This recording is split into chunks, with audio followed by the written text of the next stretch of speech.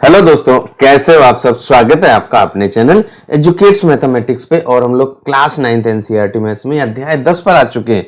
और इस अध्याय की जो पहली दो प्रश्नावली हैं उनको हम लोग पहले से हल कर चुके हैं। उनका लिंक आपको इस वीडियो के डिस्क्रिप्शन पे मिल जाएगा।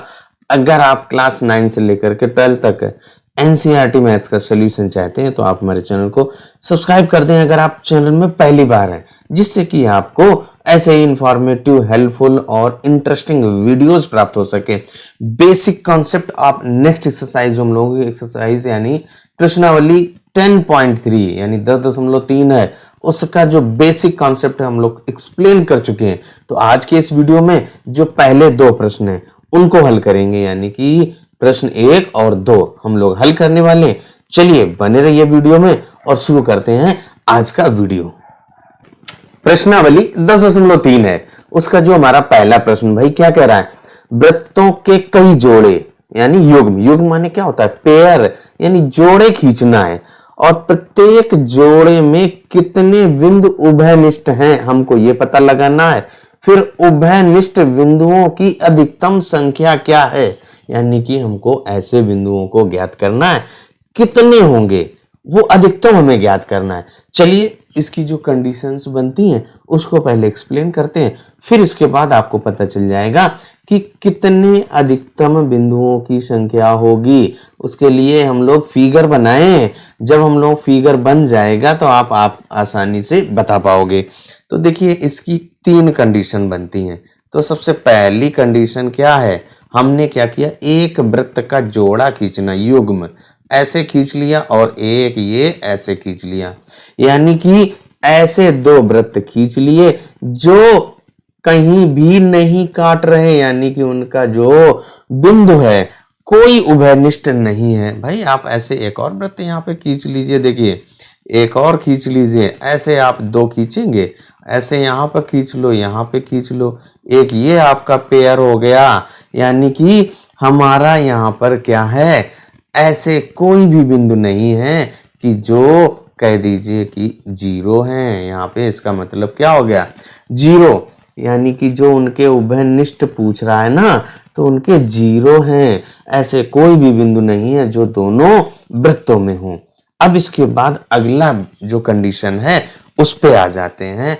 अगली कंडीशन देखिए क्या संभव हो सकती है, क्या बन सकती है। जो दूसरी कंडीशन आपकी ऐसी है कि जो 2 हमारे वृत्त हैं, मान लो एक ये आपने वृत्त खींचा और 2 स्पर्शी वृत्त अगर आप खींचे हों, तो यहाँ पे देखिए आपके दोनों वृत्त इस बिंदु पर काट रहे हैं, उसका नाम दे दीजिए ए। तो यहाँ पे एक बिंदु आपका है जो दोनों वृत्तों का उभयनिष्ठ बिंदु है। देखिए यही तो कह रहा है कि ऐसे कितने, प्रत्येक जोड़े में कितने बिंदु उभयनिष्ठ हैं, ये हमें पता लगाना है। तो जब आपकी दूसरी कंडीशन बताया, आप ऐसे भी बना सकते हैं। देखिए बहुत सारी कंडीशंस हैं आपकी, ये ऐसे, तो ये हमारे ऐसे वृत्त हैं जिनका उभयनिष्ठ बिंदु 1 है। कितने हैं, 1 है। तो यहाँ पर जो दूसरी कंडीशन में उभयनिष्ठ बिंदुओं की संख्या 1 होगी, एक ही जगह पे तो काट रहे हैं। अब इसके बाद अगली कंडीशन देखिए यहाँ पर क्या बन जाती है, जो हम लोगों की तीसरी कंडीशन, वो ऐसे हो जाएगी। देखिए तीसरी कंडीशन, आपने एक ऐसे वृत्त खींचा और इसके बाद एक वृत्त आपने ऐसे और खींच दिया। अब यहाँ पर देखिए जहां पे दोनों वृत्त काट रहे हैं, एक यहाँ पर एक यहाँ पर, यहाँ पर जो बिंदु हैं वो आपका, अगर पहला वृत्त का नाम ए और दूसरे का नाम बी दे दिया, इसका केंद्र ले लिए, यहाँ पर ओ है, ये आपका ओ डैश है। तो जो हम लोगों के पास वृत्त ए है और जो एक वृत्त बी है, ये दोनों एक दूसरे को कितने बिंदुओं पर काट रहे हैं, 2 बिंदुओं पर काट रहे हैं, यानी कि अधिकतम उभयनिष्ठ बिंदु 2 होंगे। इसके अलावा आपके पास कोई जोड़ा खींचिए, भाई आप यहाँ पे एक जोड़ा ऐसे खींच लो और एक जोड़ा ऐसे खींच लीजिए। तो यहाँ पे जो वृत्त को काटेंगे केवल और केवल 2 बिंदुओं पर काटेंगे। तो जब आपकी तीसरी कंडीशन यह है कि उभयनिष्ठ बिंदु 2 हो जाते हैं, और जो दूसरी कंडीशन है वहां पे उभयनिष्ठ बिंदु 1 है, और जो पहली कंडीशन आपको बताया कि कोई भी उभयनिष्ठ बिंदु नहीं है, यानी कि ऐसा कोई बिंदु नहीं है जो दोनों वृत्तों में हो। तो यहाँ पे 3 कंडीशन हो गई। जो तीसरी कंडीशन है उसमें कितने उभयनिष्ठ बिंदु हैं? 2। अधिकतम कितने हो जाएंगे? 2 हो जाएंगे। पहले में 0, दूसरे में 1 और तीसरे में 2 हैं, यानी कि अधिकतम कितने हो जाएंगे? 2 हो जाएंगे। यही हम लोगों का आंसर हो जाता है, यानी कि 0, 1 और 2। पहले वाले में आपके उभयनिष्ठ बिंदु 0 हैं, फिर 1 है, फिर 2 हैं। इसके बाद अगर आपसे कह रहा है कि अधिकतम उभयनिष्ठ बिंदु वो कितने हैं?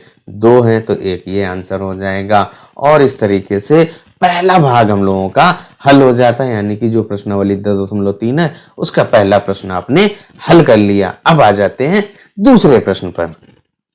दूसरा प्रश्न भाई हम लोगों का क्या कह रहा है कि मान लीजिए आपको एक वृत्त दिया है और इस वृत्त की एक रचना इसके केंद्र को ज्ञात करने के लिए आपको करनी है। यानी कि आपको एक कोई वृत्त दिया गया है और उस वृत्त में हमें केंद्र नहीं पता है और उसका केंद्र ज्ञात करने के लिए कौन सी रचना करेंगे?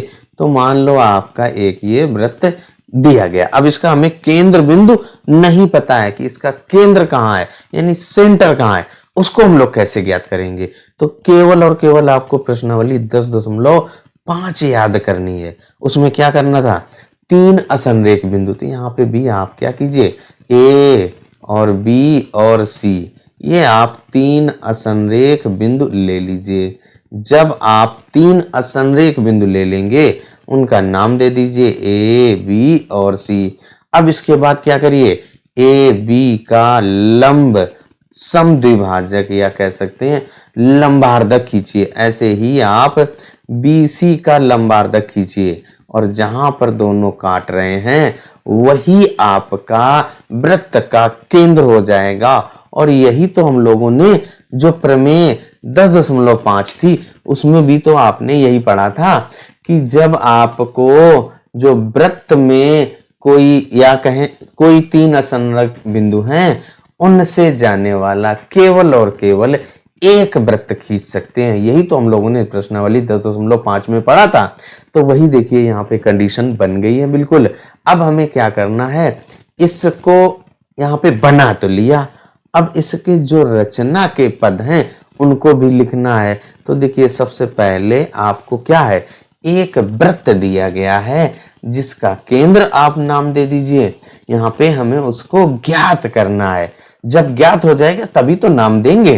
तो उसके लिए हमने क्या किया, वृत्त पर कोई 3 असंरेख बिंदु ए बी सी लिए और ए को बी से, बी को सी से मिलाया।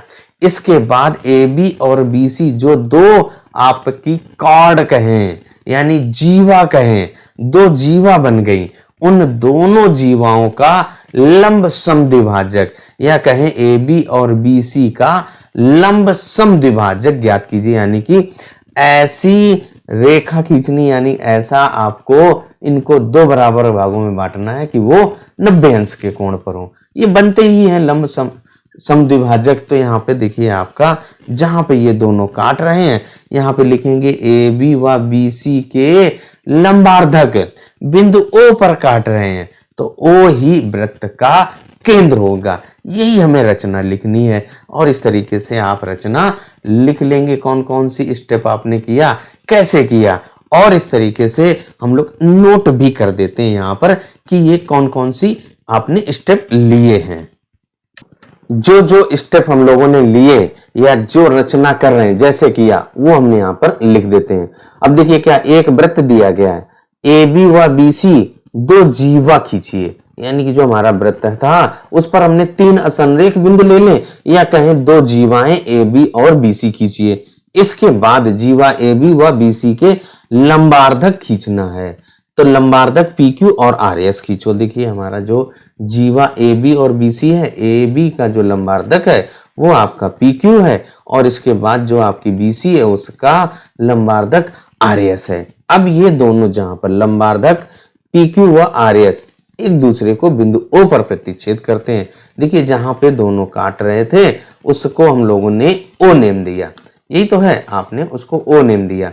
अब यही आपका वृत्त का केंद्र हो जाएगा और यही आपकी अभीष्ट रचना भी है। जब भी आपको वृत्त का केंद्र ज्ञात करना हो तो हम लोग क्या करेंगे, उस पे कोई 3 असमरेख बिंदु ले लें या कहें कि उन पर 2 जीवाएं खींचिए और कोई भी 2 जीवाएं खींचिए और उन दोनों जीवाओं का आपको लंबार्धक खींचना है, यानी कि 2 बराबर भागों में बांटने वाली रेखा जो जीवा पर लंब भी हो वो खींचना है। इसके बाद जहां दोनों एक दूसरे को काटेंगी वही आपका वृत्त का केंद्र बन जाएगा और उसको नाम O दे दीजिए, चाहे P दे दीजिए, कुछ भी दे सकते हैं। वृत्त का केंद्र हमने यहाँ पे O दिया है तो लिख देंगे O ही वृत्त का केंद्र है। और इस तरीके से हम लोगों के जो पहले 2 प्रश्न हैं वो हल हो जाते हैं। वीडियो आपको कैसा लगा कमेंट करके जरूर बताइएगा। अगर आप चैनल पर पहली बार हैं, वीडियो आपने लाइक किया हो तो आप चैनल को सब्सक्राइब करना मत भूलिएगा। चलिए तब तक अपना ख्याल रखो, स्वस्थ रहो, मस्त रहो।